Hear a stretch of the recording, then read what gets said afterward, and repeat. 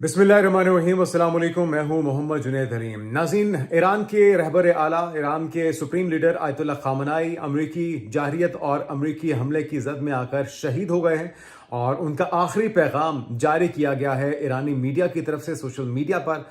वो क्या पैगाम है वो आपके साथ शेयर करते हैं और फिर आपको बताएंगे कि किस तरह से अंदर से जो इस वक्त जासूसी हुई है, जो गद्दारी हुई है, उसी तरह से जिस तरह पिछली बार भी उनकी टॉप टियर लीडरशिप को निशाना बनाया गया था।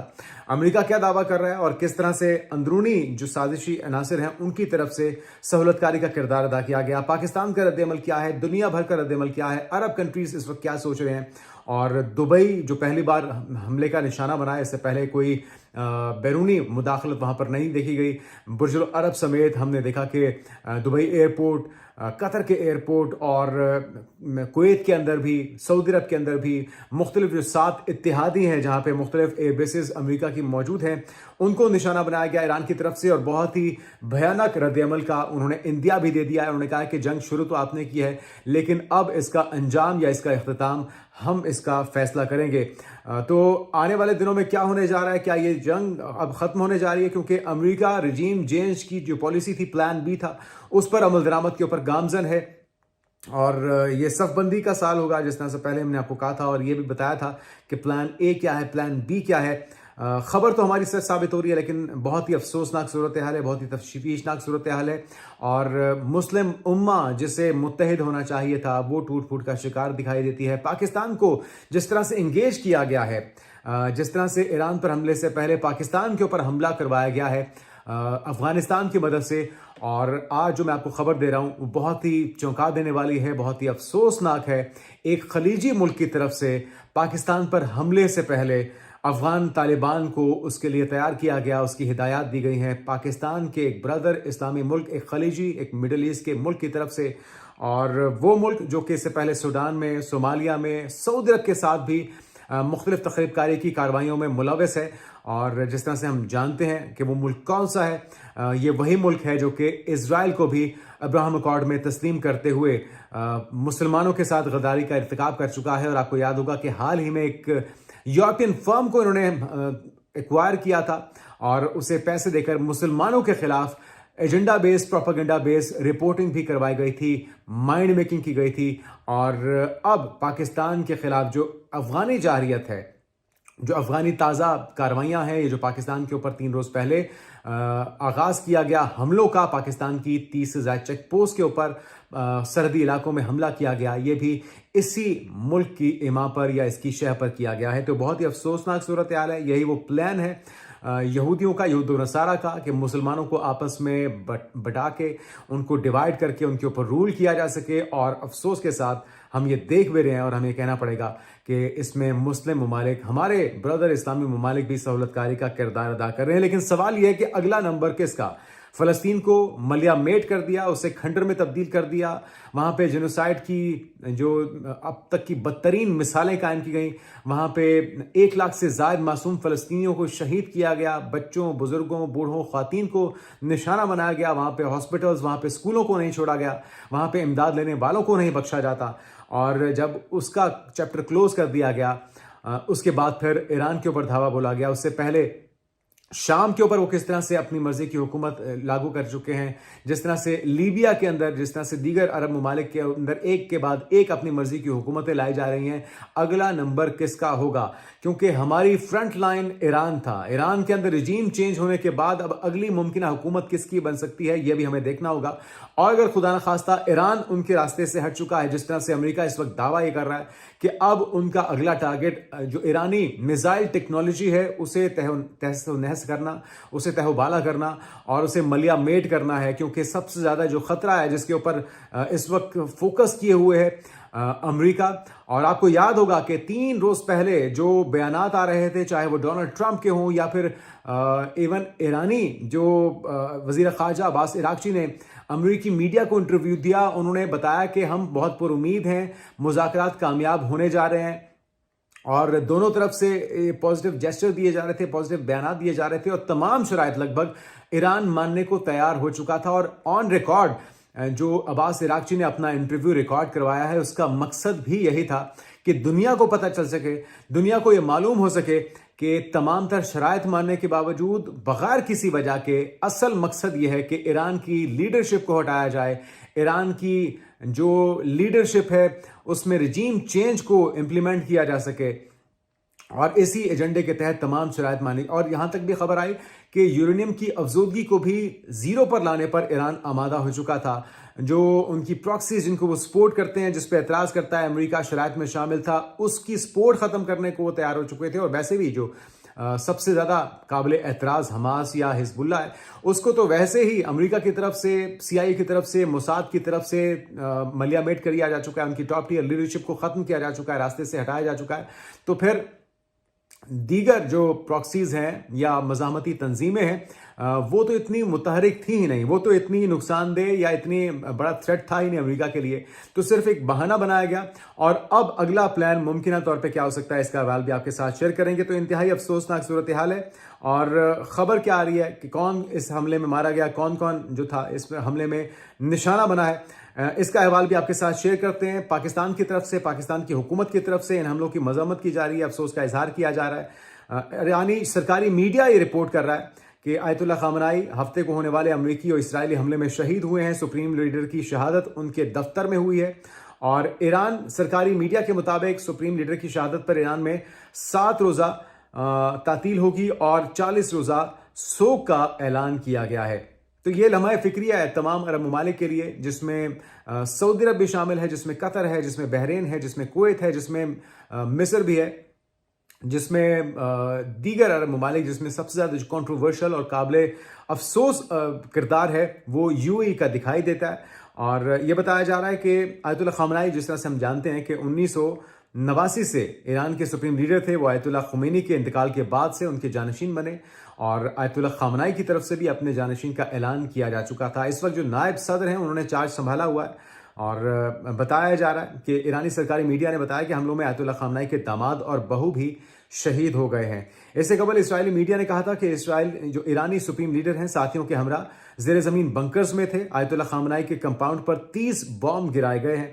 اور یہ بھی بتایا گیا کہ ایرانی سپریم لیڈر درجنوں ساتھیوں سمیت مارے گئے. اسرائیلی میڈیا کہتا ہے کہ آیت اللہ خامنائی کی میت کی تصویر امریکی صدر کو دکھائی گئی. اور برطانوی میڈیا یہ بتا رہا ہے کہ اسرائیلی حکام کے حوالے سے کہنا تھا کہ آیت اللہ خامنائی کی لاش مل چکی ہے. ان کا کہنا تھا کہ ایرانی پاسداران انقلاب کے کمانڈر بھی اس میں مارے گئے ہیں. خامنائی کے کمپاؤنڈ کو تباہ اور سینئر جوہری حکام بھی اس میں مارے گئے ہیں. جبکہ آنے والے دنوں میں مزید ہزاروں اہداف کو نشانہ بنایا جائے گا.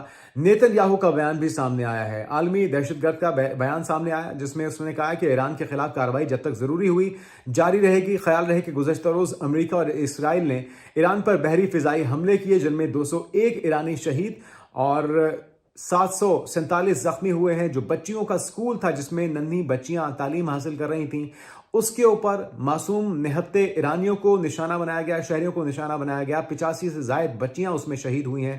اور یہ دندناتے پھر رہے ہیں، یہ ایک کے بعد ایک حملہ کر رہے ہیں. ایران جو خبر رساں ایجنسی ہے اس کے مطابق حملوں میں ایرانی وزیر دفاع امیر ناصر زادہ، ایرانی پاسداران انقلاب کے سربراہ محمد پاکپور شہید ہو گئے ہیں. اور اب ایران کی طرف سے کیا رد عمل ممکنہ طور پہ آ سکتا ہے، چارج کس کے پاس ہے، کون اس وقت دیکھ بھال کر رہا ہے، کون فیصلہ سازی کے جو عمل کو ہے آگے بڑھائے گا، یہ آپ کے ساتھ ہم شیئر کر دیتے ہیں. جس میں بتایا گیا کہ آیت اللہ عرافی قیادت کونسل کے فقیہ مقرر کر دیے گئے ہیں. کونسل عارضی طور پر سپریم لیڈر کے فرائض انجام دے گی. تو ایرانی میڈیا یہ دعویٰ کر رہا ہے اور خبر دے رہا ہے کہ قیادت کونسل عارضی طور پر سپریم لیڈر کے فرائض سر انجام دے گی. علی رضا عرافی ایرانی سپریم لیڈر کے فرائض انجام دینے والی عبوری کونسل کے رکن مقرر کر لیے گئے ہیں. میڈیا رپورٹس یہ بھی بتا رہی ہیں کہ 3 رکنی کونسل میں ایران کے صدر مسعود پزشکیان اور ایرانی چیف جسٹس بھی شامل ہیں. ایرانی میڈیا یہ دعویٰ کر رہا ہے کہ مجلس خبرگان رہبری کی جانب سے نیا سپریم لیڈر منتخب کیے جانے تک یہ کونسل رہبر کے فرائض سر انجام دے گی.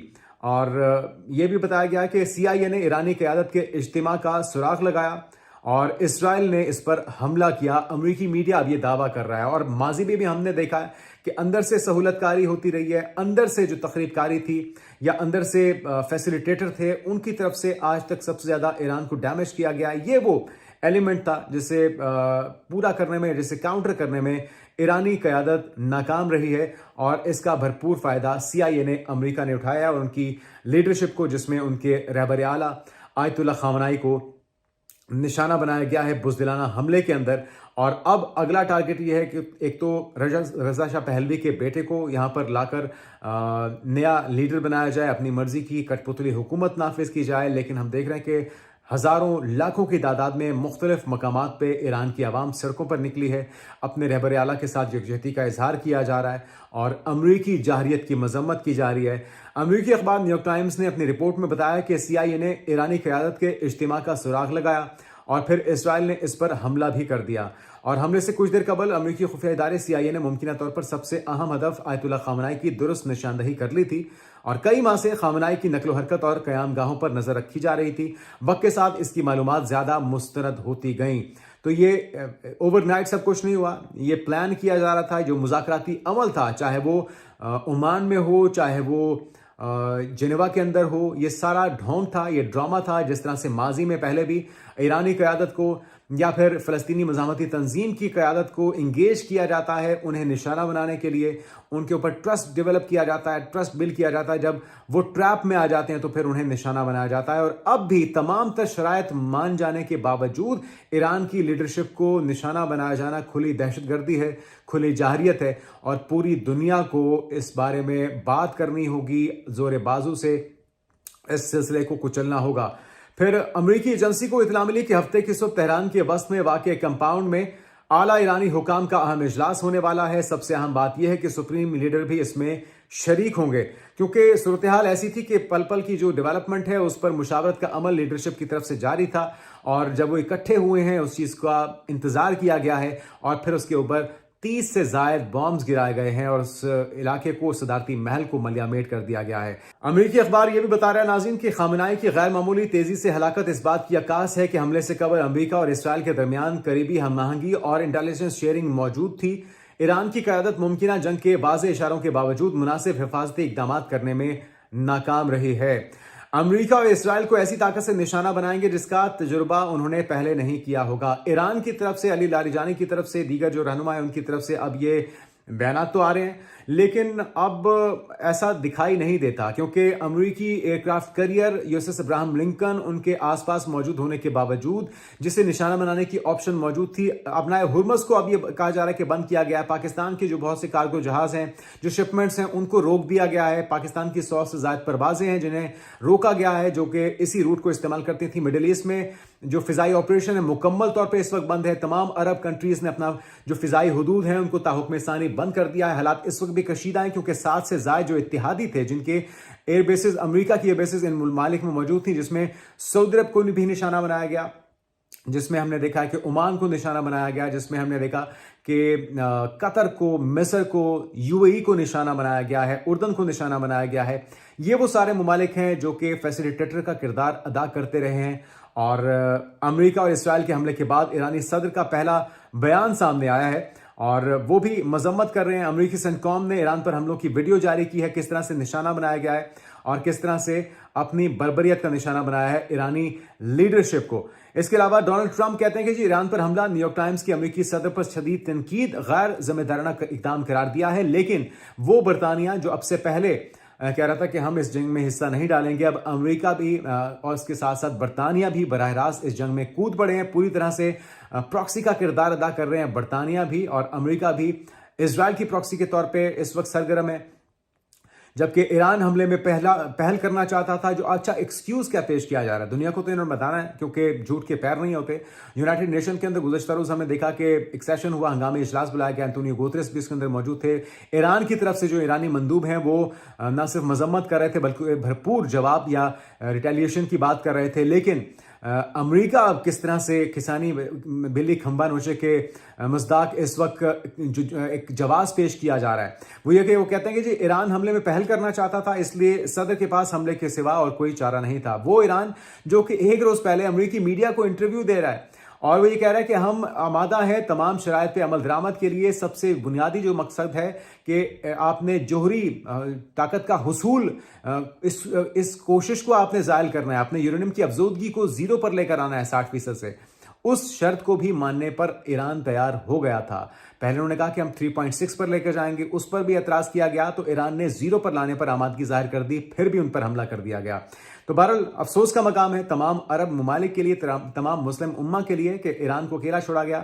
ہاں, رشیا اور چائنا کی جو خاموشی ہے وہ بھی باعث تشویش ہے. بیانات کی حد تک تو مذمت کی جا رہی ہے, اور اس جنگ کے ذریعے جو ایران میں ابھی حال ہی میں ہوا ہے, جس طرح سے ان کی لیڈرشپ کو نشانہ بنایا گیا, تو اس سے ایک چیز تو ثابت ہوتی ہے کہ بھائی دوڑ اپنی اپنی, کوئی کسی کے ساتھ کھڑا نہیں ہوگا, کوئی کسی کا ساتھ نہیں دے گا, کوئی کسی کے لیے آ کر جنگ نہیں لڑے گا. آپ کو اپنی جنگ خود لڑنی ہوگی, آپ کو اپنے آپ کو اس قابل بنانا ہوگا. جس طرح سے پاکستان نے بھارت کے ساتھ لڑی جانے والی جنگ کے اندر بھی اپنے سے 5 گنا بڑے دشمن کو دھول چٹائی تھی, دانت کھٹے کیے تھے اور زناٹے دار تھپڑ رسید کیا تھا, جس کی گونج آج تک سنائی دیتی ہے. اور وہ گونج سن کر مودی جی آج بھی نیند سے بوکھلا کر اٹھ کر بیٹھ جاتے ہیں کہ ان کے ساتھ یہ ہوا کیا. تو پاکستان بھی, ہمیں اس چیز پہ افسوس ہے, لیکن پاکستان کے ساتھ اب معاملہ یہ ہوا ہے کہ یہ راتوں رات نہیں ہوا. پاکستان کو پہلے انگیج کیا گیا ہے, سوچی سمجھی سازش, سوچی سمجھی پلاننگ کے تحت افغانستان کو بھارت کے ذریعے. اور یہ جو ٹائمنگ ہے جس کا ہم بار بار تذکرہ کر رہے تھے کہ مودی کا اسرائیل جانا اور اس موقع پر افغانستان کا پاکستان پہ دھاوا بول دینا, پاکستان کو غضب للحق میں انگیج کرنا, اور پھر اس موقع کا فائدہ اٹھاتے ہوئے ایران کے اوپر دھاوا بول دینا, ان کی لیڈرشپ کو تمام مطالبات یا شرائط تسلیم کرتے ہوئے راستے سے ہٹا دینا. اب اگلا ٹارگٹ ہے ان کی میزائل ٹیکنالوجی کو, ایران کی میزائل ٹیکنالوجی کو ملیا میٹ کرنا اور وہاں پہ اپنی مرضی کی نئی کٹ پتلی حکومت کو نافذ کرنا. لیکن ہم یہ توقع کرتے ہیں, ہم یہ امید کرتے ہیں, ہم یہ دعا کرتے ہیں کہ ایران کی غیور عوام ایسا نہیں ہونے دیں گے. خود کو ایران یا امریکی کالونی بننے سے ہرگز وہ روک پائیں گے اور ہرگز اسے تسلیم نہیں کریں گے. اور جو ہمارے لیے تشویش کی بات ہے کہ اب ایران کا چیپٹر تو ہو چکا کلوز, اب اگلا نمبر کس کا ہو سکتا ہے؟ کیا وہ ترکی کا ہو سکتا ہے؟ اور ہمیں یہ بھی دیکھنا ہوگا کہ کیا اس فیسیلیٹیشن میں جو عرب ممالک نے تو کردار ادا کیا, جس کا انہیں جواب بھی دے دیا گیا. ایران کے ساتھ ساتھ ترکی کے بڑے کلوز تعلقات ہیں, بڑے قریبی تعلقات ہیں. اور آپ کو یاد ہوگا کہ ترکی کے اندر بھی جو بڑی ایئر بیسز ہیں, جو بڑے بیسز ہیں, جو انسٹالیشنز ہیں امریکہ کی, وہ ترکی کے اندر موجود ہیں. تو کیا ترکی نے کسی قسم کی فیسیلیٹیشن تو نہیں کی؟ یہ وضاحت آنا بھی باقی ہے. ترکی کس طرح سے رد عمل دیتا ہے, پاکستان کس طرح سے رد عمل دیتا ہے, کس طرح سے اپنے دفاع کو اور کسی بیرونی سازش کو ناکام بنانے کے لیے اب کم از کم اب ایک اور ملک کی, ایک اور لیڈرشپ کی قربانی آپ دے چکے ہیں. اب بھی آپ ہوش کے ناخن لیں گے یا اسی طرح سے آپ امریکیوں کے سامنے, یہود و نصارہ کے سامنے لیٹتے رہیں گے, انہیں اپنا دوست سمجھتے رہیں گے؟ اور اگر آپ ایسا کرتا رہیں گے تو پھر اگلا نمبر آپ کا بھی ہو سکتا ہے. بہرحال ایران پر حملے جنگی جرائم کے زمرے میں آتے ہیں, دفاع کا حق رکھتے ہیں. ایرانی مندوب نے سلامتی کونسل میں اقوام متحدہ میں یہ گفتگو کی ہے, لیکن اقوام متحدہ کی کوئی حیثیت نہیں ہے. ڈونلڈ ٹرمپ جس سے اقوام متحدہ پیسے لیتا ہے, ڈونلڈ ٹرمپ پہلے ہی جوتے کی نوک پر انہیں رکھتے ہیں. بہرحال ڈونلڈ ٹرمپ یہ کہنا ہے کہ مجھے علم ہے کہ خامنائی کے بعد ایران میں کوئی کون احکامات جاری کر رہا ہے, تو اگلا تھریٹ بھی موجود ہے, اگلی دھمکی بھی آ چکی ہے. اور جب تک وہ اپنی مرضی کی حکومت نافذ نہیں کریں گے یہ سلسلہ چلتا رہے گا. ہمیں اپنی آنکھیں کھلی رکھنی ہوں گی اور ہمیں ہوش کے ناخن لینے ہوں گے.